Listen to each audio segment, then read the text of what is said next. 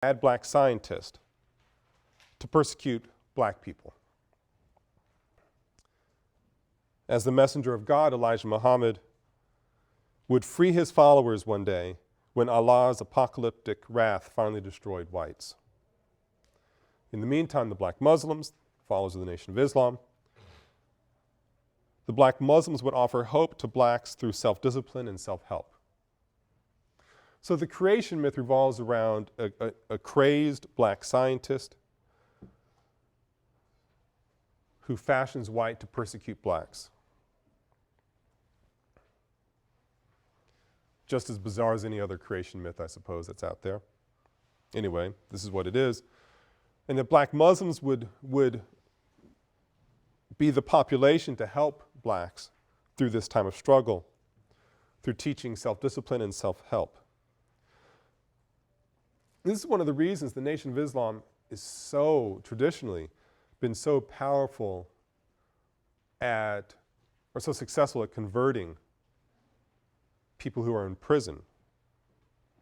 Teaching self-discipline and self-help being those things that are most desperately needed often by those who are in prison after all. Teaching race pride as well, independence. Anyway, shortly after his release from prison, Malcolm X meets Elijah Muhammad and becomes an assistant minister in Detroit Temple No. 1. This is where the Nation is headquartered. Malcolm X, despite the interesting ways he's been historicized, one cannot deny the fact that he's an incredibly charismatic speaker, a powerful speaker. Elijah Muhammad recognizes this and very quickly sends Malcolm X to Harlem and establishes him as the minister of the Harlem Temple. And although it's not the headquarters of the Nation of Islam, because it's in Harlem and sort of black Manhattan, it very quickly becomes the most important temple. And Elijah Muhammad asks Malcolm X to be the national spokesman for the Nation of Islam. So very quickly, Malcolm X goes from jail to meeting Elijah Muhammad, to becoming assistant minister in the Detroit Temple, to becoming the head of the Harlem Temple, becoming the spokesman for the Nation of Islam, although he's not the head of the Nation of Islam.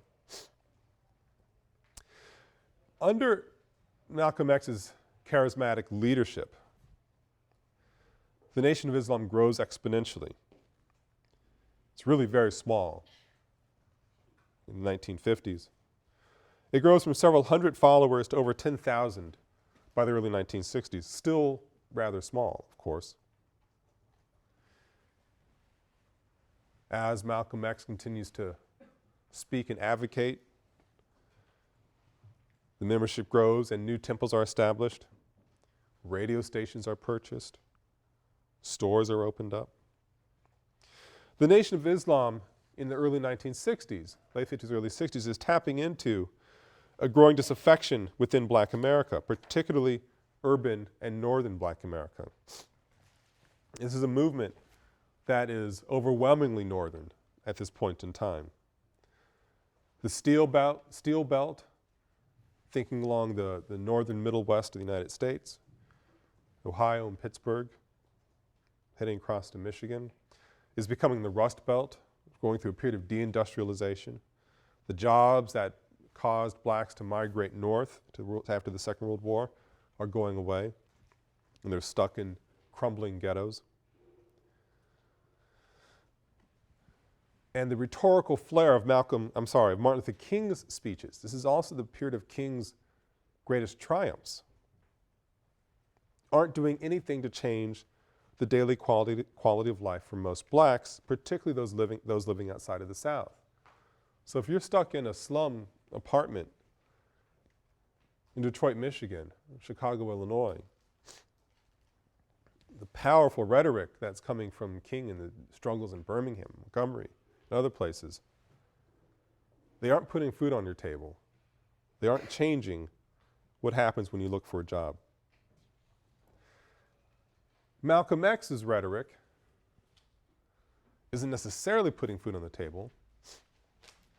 But when you marry the rhetoric with the establishment of these temples and stores, Nation of Islam stores, and laundries, if you think back to Marcus Garvey's UNIA, black-owned entrepreneurial opportunities serving a black community, that's what the Nation of Islam is doing as well. If you tap into, if you are listening to Malcolm X's rhetoric and actually going to a temple, then maybe going to a store, you're finding yourself in a community that will help you.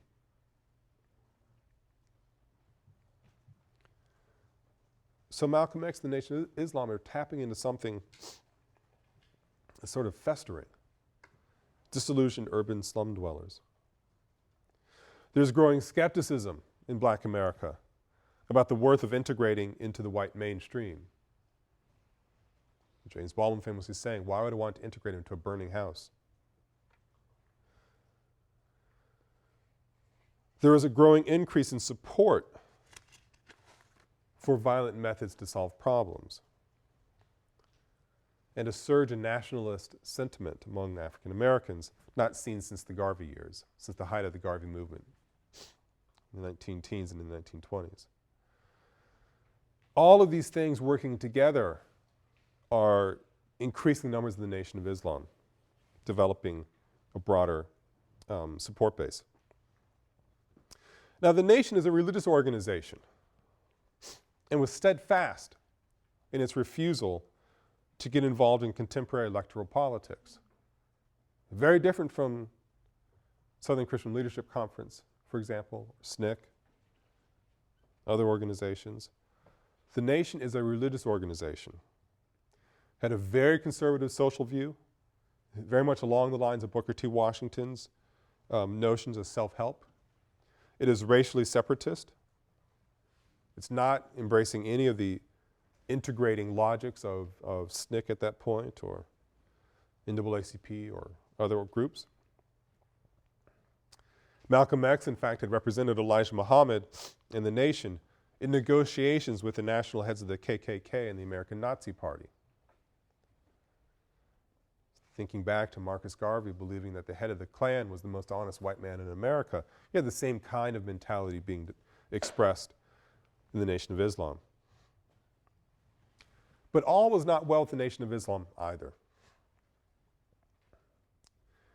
There are whisperings as we get into the early 1960s about Elijah Muhammad and the allegations having affairs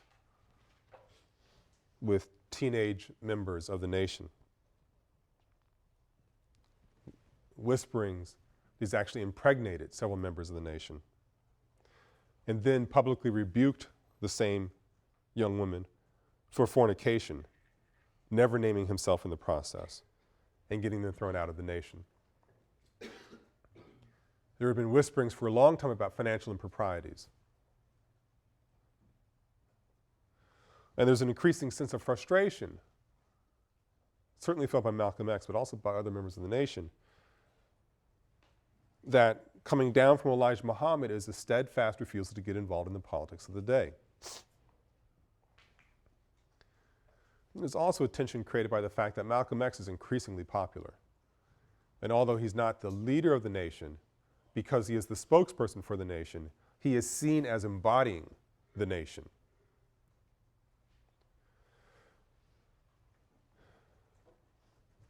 So we're in 1963. John F. Kennedy's assassinated, November. And Malcolm X, because he is such a prominent individual in the Nation, was asked what he thought about this moment of great national tragedy, and white and black Americans are devastated. The seeming prince of a person had been cut down. And Malcolm X very famously says, it was merely a case of the chickens coming home to roost. So the response that Malcolm X meant to use to highlight the fact that JFK lived by the sword, and he was quite a saber rattler as a president, that he lived by the sword and therefore he was going to die by it. Now, whether Malcolm X's comment made any sense or not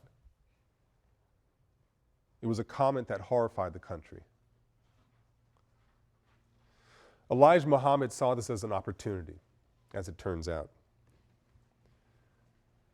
He is getting feedback, whisperings as well, that Malcolm X is becoming too popular, that Malcolm X is growing away from the nation and from Elijah Muhammad.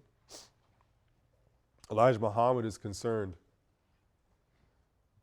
about his ability to control Malcolm X. So Muhammad jumps on this opportunity and silences Malcolm X for 90 days based on that comment. He was not allowed to represent the Nation of Islam and not to speak on the nation's behalf. Now, from a standpoint of public policy, it made perfect sense. I mean, this is such a moment of anger focused on the Nation of Islam that to have done anything less than silence Malcolm X would have been seen as to, supporting this notion that the chicken's coming home to roost. But the truth really does lie elsewhere in terms of Elijah Muhammad's growing anxiety about Malcolm X and his popularity, and also because Malcolm X had confronted Muhammad about his affairs. That he had heard that these things were happening, was waiting for Elijah Muhammad to refute them. He never could. Financial improprieties, he couldn't refute those either. During this moratorium, this 90-day silence, it becomes clear to Malcolm X that his silence, his ban on public speaking would not be lifted. And so he breaks from the Nation of Islam.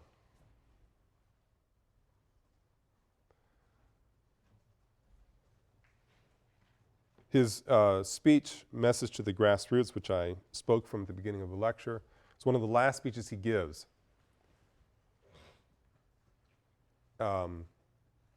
before he breaks from the nation.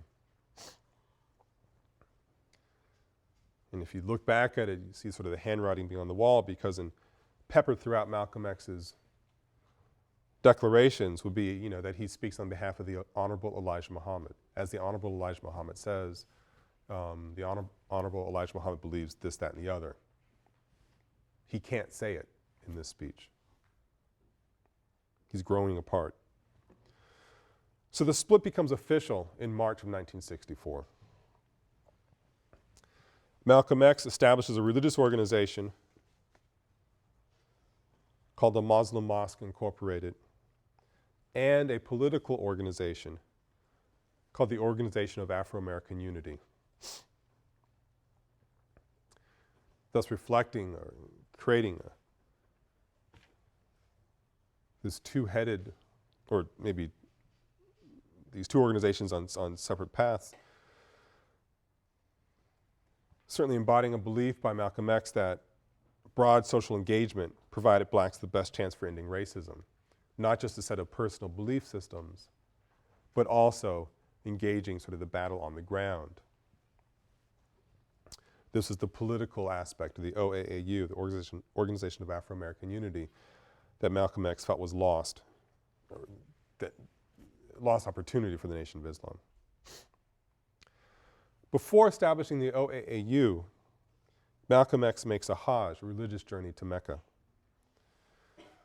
And during that trip has a stunning change of heart on race relations.